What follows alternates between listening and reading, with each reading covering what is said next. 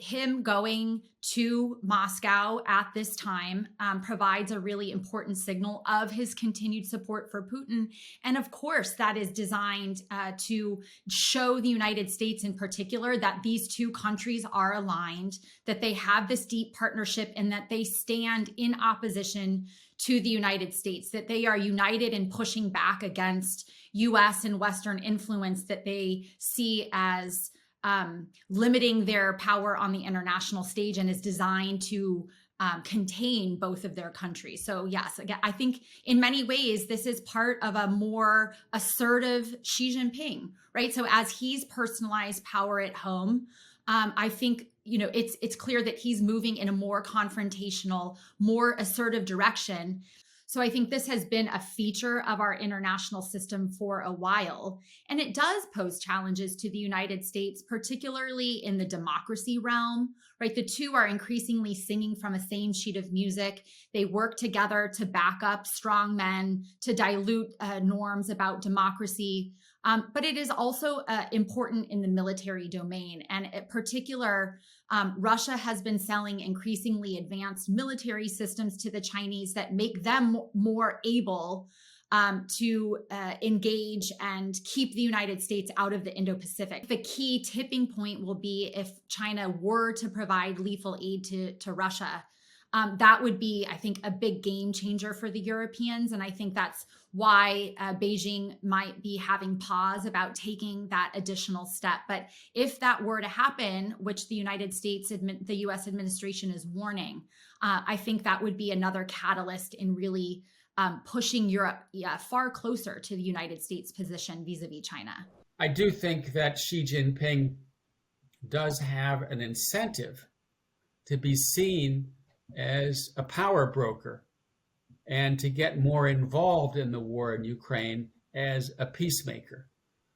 Whether he sticks his neck out to do that and actually makes progress, that remains to be seen. At least at this point, I remain skeptical. Now, if we are to get to a point in this war where there is some kind of significant breakthrough and a move from the battlefield to the negotiating table, it's not going to come from China.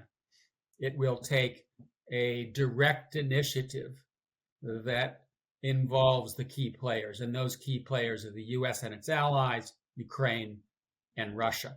China can help, but I think it can help mainly by prodding Putin and by putting pressure on Russia to try to end this war. China doesn't want to face U.S. sanctions, which would automatically go into effect if they were to provide lethal aid to Moscow. It's quite clear that Chinese companies have avoided doing that. But we have seen some sales of things that are on the margins. How do you define lethal aid? We have commercial drones going from China that are then being armed by Moscow. They're being turned into military drones, and one was actually just shot down.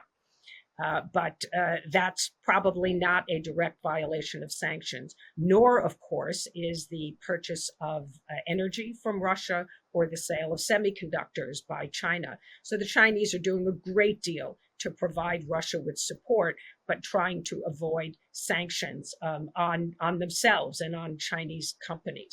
Kyiv, Washington, Brussels are beginning also to think about what the world looks like after the war, what Ukraine looks like after the war. There is going to be a lot of work to be done on reconstruction. Everybody is interested to see what kind of role China might want to play in that. China, I think, will be interested to see what kind of role Ukraine and the West will be willing to see it play in that process. The question, though, really is one for Beijing, much more than it is for Moscow. Right? How does it see its relationship with the rest of the world? Is it willing to sacrifice its ability to trade with the West, to build to build its role as it likes to talk about itself as a responsible international player, right? Is it willing to sacrifice that in the interests of Moscow? It's not at all clear for the moment that they are willing to make that sacrifice. At the same time, of course, they're not eager to hand Biden and the West a victory. by bringing Russia to the table. But it is undoubtedly a difficult question for China to decide.